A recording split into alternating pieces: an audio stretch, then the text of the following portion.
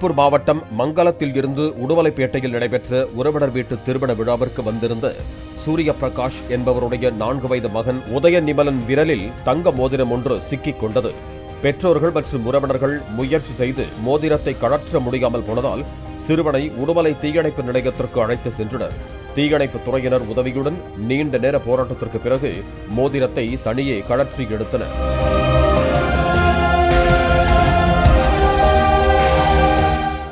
Play store மற்றும் app ஸ்டோரில் இருந்து பாலிமர் செயலியை QR கோடு மூலம் பதிவிறக்கம் செய்யுங்கள்.